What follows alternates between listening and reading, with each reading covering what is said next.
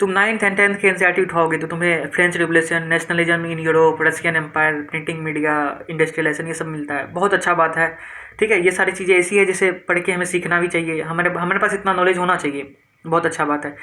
लेकिन हमें ये नहीं पढ़ाया जाता कि हमारे फ्रीडम स्ट्रगल्स कितने थे। एनसीईआरटी का एक चैप्टर है नेशनलिज्म इन इंडिया करके, जो कि दूसरा चैप्टर है हिस्ट्री का। उसमें भी बहुत ही ब्रीफ इन्फॉर्मेशन नहीं दिया गया, ऊपर ऊपर से इन्फॉर्मेशन दे दिया गया है, जो हेडलाइन के तौर पे। हमें यूनिफिकेशन ऑफ जर्मनी बहुत अच्छे से पढ़ाया जाता है, यूनिफिकेशन ऑफ इटली बड़े अच्छे से पढ़ाया जाता है कि कितनी हर्डल्स आई थी उसमें, ठीक है। गुजीपी मजीनी का नाम हमें पता चल जाता है, हमें बहुत अच्छे से पता चल जाता है, ठीक है। हमें टाइमलाइन के साथ पता चल जाता है कि फ्रांस में रिवॉल्यूशन कहाँ से शुरू हुआ था, एंड कहाँ पे हुआ, बीच में कौन कौन सी गवर्नमेंट आई, नेपोलियन ने कब अपना पार्ट संभाला, नेपोलियन ने क्या क्या कर दिया था, ये सारी चीज़ें। सवाल ये है कि जब हमें यूनिफिकेशन ऑफ इटली पढ़ाया गया, यूनिफिकेशन ऑफ जर्मनी पढ़ाया गया, तो हमें यूनिफिकेशन ऑफ इंडिया क्यों नहीं पढ़ाया गया?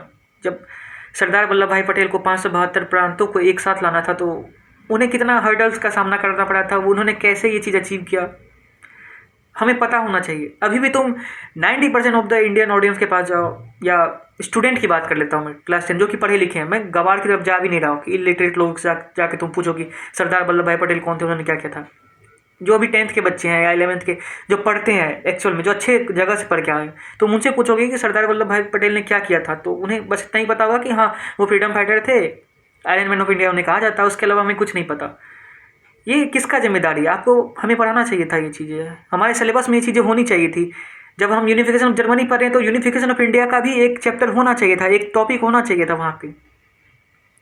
ये मेरा मानना है, क्योंकि 10th ही ऐसा क्लास होता है जहाँ तक सारे बच्चे हर एक सब्जेक्ट पढ़ते हैं। 10th ही एक ऐसा, उसके बाद तो भाई 10th के बाद तो बच्चे फिर 80% बच्चे तो कॉमर्स और साइंस लेकर आगे बढ़ जाते हैं। फिर उनकी लाइफ में कभी ऐसा मोमेंट भी नहीं आता कि वो फिर जाने इस चीज़ को। अब जैसे मेरा है, हम 10th पास किए, उसके बाद हम साइंस लेकर आ गए इधर। अब हिस्ट्री मेरे कहीं भी मेन का छोड़ो, अल्टरनेट मेन कहीं पे भी मेरे हिस्ट्री से कुछ लेना देना नहीं है अब मेरा। अब हम क्यूरियोसिटी की वजह से समझा के सर्च करके देख लें, वो अलग बात है। लेकिन ये इन्फॉर्मेशन ऐसी है जो कि हर एक स्टूडेंट के पास होनी चाहिए, हर एक सिटीज़न के पास होनी चाहिए थी।